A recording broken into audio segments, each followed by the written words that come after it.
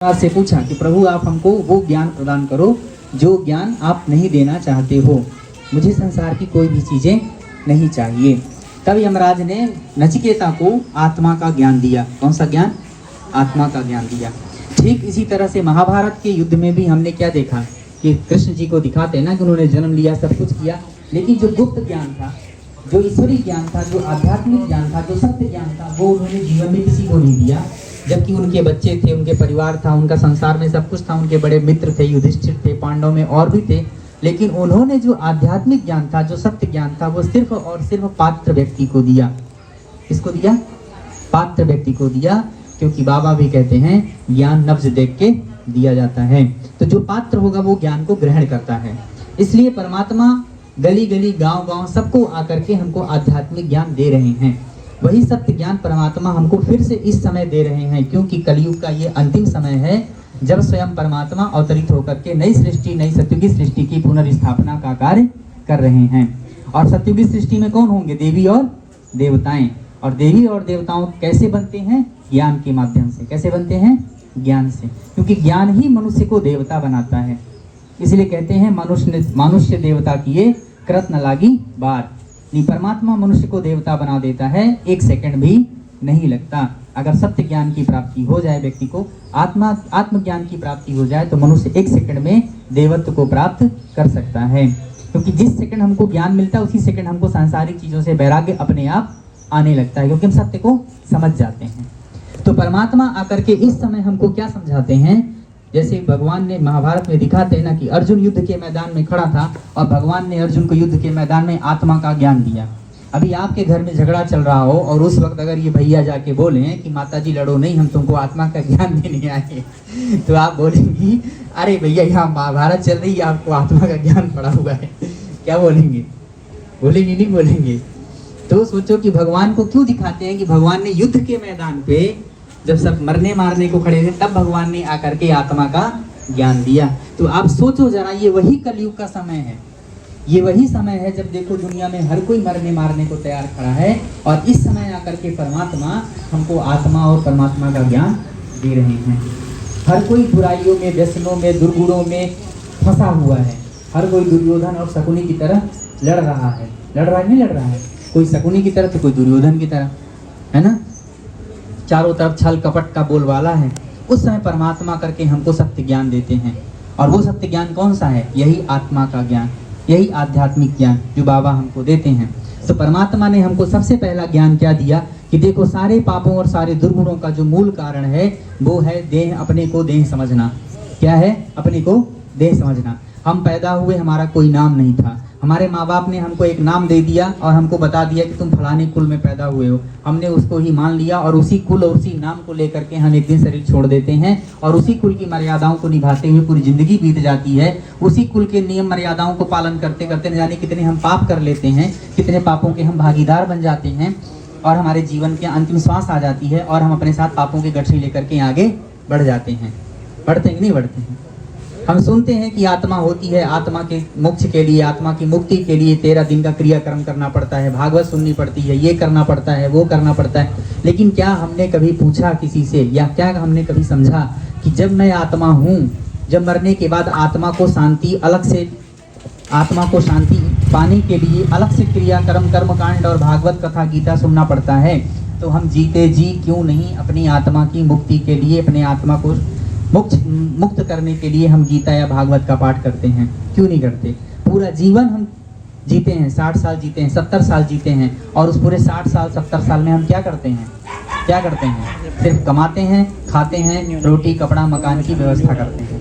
तो वो किसके लिए करते हैं? वो शरीर के लिए हुआ ना। किसके लिए हुआ? शरीर के लिए। और ये शरीर फिर भी हमारा साथी नहीं है। कहते हैं ना कि 1 सेकंड का खेल है, मिट्टी का बना है, मिट्टी में मिल जाएगा। तो हमारा तो नहीं है ना, हमारा तो नहीं है। घुटना, हम घुटने को कितना भी उसकी संभाल करें, पर गारंटी तो नहीं है ना कि हमको ये दुख नहीं देगा। दुख देगा, जैसे ही हम 50 के होंगे ये दुख देगा। देगा कि नहीं देगा? पता है दुख देगा, देगा ना। हम कितना भी शरीर की रक्षा करें, कितना भी इसको हम बड़े अच्छे क्या कहें, जो आजकल के प्रोडक्ट हैं वो यूज कर लो आप, लेकिन हमको पता है कि एक दिन हमको जाना ही है। हम दिन पर दिन अपनी अंतिम तैयारी कर रहे हैं, लेकिन फिर भी हम पूरा जीवन किसके लिए जीते हैं? इस शरीर के लिए। किसके लिए? शरीर के लिए। रोटी की व्यवस्था करते हैं, दाल की व्यवस्था करते हैं, दूध की, सब्जी की, इसकी उसकी, पैसे की, कपड़े की, इसका उसका सब कुछ करते हैं, लेकिन अपनी व्यवस्था नहीं करते, जबकि हम जानते हैं कि हम शरीर नहीं है, हम आत्मा है। कौन है? जानते तो है ना? जानते हैं कि नहीं जानते भैया? जानते हैं ना? ये शरीर नहीं है, आत्मा है ना, है ना? जानते तो हम सब हैं, क्योंकि ये तो हमने सुना है बचपन में, जब हाई स्कूल में पढ़ते थे तब भी बता दिया कि नैनम छिदन दहत पावक, मतलब आत्मा न तो उसको अग्नि जला सकती है, ना उसको हवा सुखा सकती है, ना उसको पानी गीला कर सकता है। आत्मा अजर अमर अविनाशी है, तुम शरीर नहीं हो, तुम आत्मा हो। ये तो बचपन में पढ़ लिया, पढ़ा कि नहीं पढ़ा?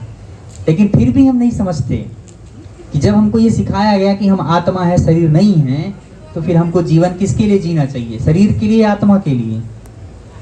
किसके लिए? आत्मा के लिए। ये शरीर हमको किसके लिए मिला है? आत्मा के लिए। मैं आत्मा हूँ, मैंने जन्म लिया ना, शरीर ने जन्म नहीं लिया। किसने जन्म लिया? आत्मा ने। माँ की कोख में बच्चा होता है, और अगर आत्मा निकल जाती है तो वो बच्चा जब निकलता है तो कोई काम का रहता है? कोई काम का नहीं रहता। तो सारी कीमत किसकी है? आत्मा की है। लेकिन हम कितने अज्ञानी हैं कि हम आत्मा हैं, लेकिन उसके बाद भी हम आत्मा की कीमत नहीं करते, हम शरीर की कीमत करते हैं। किसकी करते हैं? शरीर की। तो सारे पापों की, सारे दुर्गुणों की, सारे दुखों की, सारे रोग शोक समस्याओं की जो जड़ है वो यही है कि हम अपने को आत्मा ना समझ करके अपने को हम शरीर समझते हैं। अपने को हम आत्मा ना समझ करके अपने को हम शरीर समझते हैं, और हम फलाने हैं, हमारा ये नाम है, हम इस पद पे हैं, हम ये हैं, हम वो हैं, हम इस जाति के हैं, हम इस कुल के हैं, इसके नाम पे ही लड़ते झगड़ते पूरी जिंदगी बिता देते हैं। करते नहीं करते हैं? बस यही करते रहते हैं, और इन्हीं चीजों में हमारा समय गुजर जाता है। तो हम आपको ये बताने आए हैं कि आप सभी शरीर नहीं हो, आप एक आत्मा हो। आत्मा अजर अमर अविनाशी है, आत्मा चैतन्य शक्ति है, आत्मा परमात्मा की संतान है। जैसे हमारे शरीर के माता पिता होते हैं, हम सबके अपने अपने माँ बाप हैं। हम भगवान के पास जाते हैं, हम मंदिरों में जाते हैं, भगवान के पास जाते हैं, सब जगह जाते हैं, तो हम क्या कहते हैं? तुम्हें माता चा पिता तुम्हें, तुम्हें बंधु चा सखा तुम्हें। अब हमको आप बताओ कि एक गणेश जी को आप माता कैसे कह सकते हो? बताओ। अगर गणेश जी पिता हैं तो फिर माता तो रिद्धि सिद्धि होंगी। अगर शंकर जी पिता, अगर शिव जी पिता हैं तो फिर माता पार्वती होंगी। लेकिन आप शिव जी के पास जाते हो तो भी आप यही कहते हो, तुम ही हो माता पिता, तुम ही हो। बोलते हो नहीं बोलते हो? दुर्गा जी के पास जाओगे तो भी यही बोलोगे कि तुम ही हो माता पिता, तुम ही हो। अगर वो माता है तो ये बोलो ना कि तुम माता हो, पिता शिव जी है। ऐसे बोलेंगे कि नहीं बोलेंगे? सही है ना? लेकिन ऐसे क्यों बोलते हैं? ये किसके लिए कहा गया? ये परमात्मा के लिए कहा गया। किसके लिए कहा गया? परमात्मा के लिए। क्यों? क्योंकि परमात्मा एक है। परमात्मा एक है। कभी सुना है परमात्मा दो है? ऐसा हुआ है? नहीं। कितना भी लोग धर्म के नाम पे झगड़ा कर लें, लेकिन लास्ट में तो यही बोलेंगे ना कि ईश्वर एक है। ईश्वर एक है, परमात्मा एक है। तो जब परमात्मा एक है तो हम सब किसकी संतान है? उस परमात्मा की।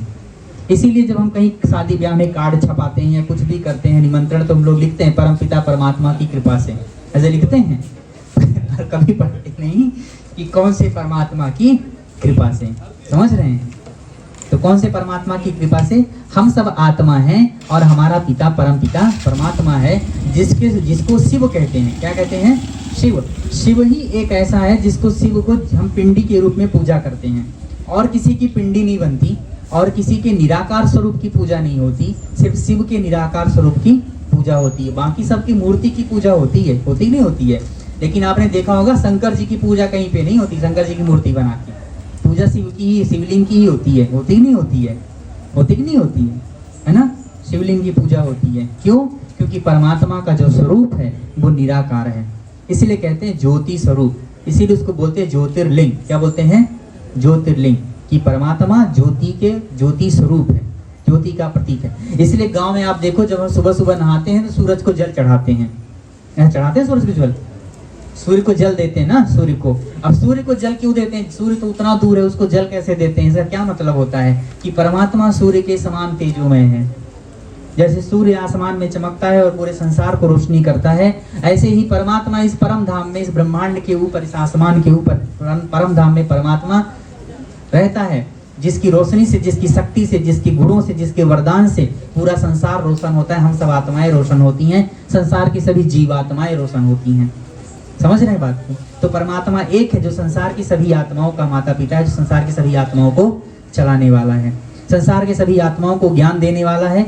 वही विश्वनाथ है, वही सोमनाथ है, वही अमरनाथ है, वही पाप कटेश्वर है, वही बबूलनाथ है, वही सब कुछ है। समझ रहे हैं? उस परमात्मा के ही अनेक नाम हैं, और वो नाम भी कैसे रखे गए हैं, वो उसके गुण और कर्तव्यों के आधार पर रखे गए हैं। ठीक है, समझ गए बात को? हम सभी आत्मा है, हमारा पिता परम पिता परमात्मा शिव बाबा है। और एक छोटी सी बात करते हैं, माता जी है ना, तो हम बोलते हैं ना माता जी देवी देवताओं की पूजा होती, तो मूर्ति तो वो एक कुम्हार बनाता है, मूर्ति तो मूर्ति बनाने वाला कलाकार बनाता है, लेकिन जब मूर्ति बना रहा होता तो उसकी पूजा नहीं होती है।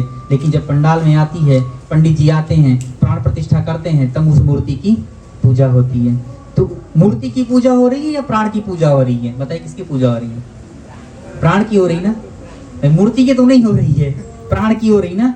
इसीलिए आप दुर्गा चालीसा पढ़ते हो, उसमें एक लाइन आती है शुरू में ही, निरंकार है ज्योति तुम्हारी त्यों लोक फैली उजियारी, शशि लीलाट मुख महाविशाला नेत्र लाल विकुट विकराला। कहते नहीं कहते हैं? तो क्या बोलते हैं माता जी के उसमें चालीसा में, निरंकार है ज्योति तुम्हारी त्यों लोक फैली उजियारी। तो पूजा किसकी हो रही है? ज्योति की हो रही है, आत्मा की हो रही है। तो देवी की भी आत्मा का आवाहन करते हैं, देवताओं की भी आत्मा का आवाहन करते हैं। जब पंडित जी कथा का वो सजाते हैं वेदी, तो उसमें इंद्र का आवाहन करेंगे, सब देवताओं, गौरी का आवाहन, गणेश का आवाहन, तो सभी अब गोबर में आत्मा को बुला लेते हैं, समझो बात को। तो पूजा तो आत्मा की हो रही ना, किसकी हो रही है? आत्मा की हो रही ना। अब सोचो, आप लोग अपने आप को नहीं समझते हो, तो आप समझ गए बात को? तो अभी तक आप जी रहे थे शरीर के लिए, अब हमको जीना है आत्मा के लिए। किसके लिए? आत्मा के लिए, खुद के लिए। और आपको उसके लिए कुछ नहीं करना। आप 23 घंटा आप गाय को दो, भैंस को दो, खेती को दो, किसानी को दो, कुछ भी करो, लेकिन 1 घंटा आप खुद को दो, अपने लिए दो, अपने जीवन के लिए दो। आप ब्रह्मा कुमारी आश्रम में जो दीदी हैं, इनके संपर्क में जहाँ पे भी सेंटर है, पास में गीता पाठशाला है, आप वहाँ पे जाओ। आप आधा घंटा के लिए वहाँ पे दीदी आपको प्रतिदिन सत्संग कराते हैं। वो आपको ज्ञान की बातें समझाएंगे, आत्मा परमात्मा और सत्संग बताएंगे, मेडिटेशन बताएंगे, योग सिखाएंगे। आप सीखो और बाबा को याद करो, परमात्मा को याद करो, क्योंकि परमात्मा हम आत्मा का माता पिता है, वही से हमको शांति, सुख और आनंद देने वाला है। ठीक है, ओम शांति।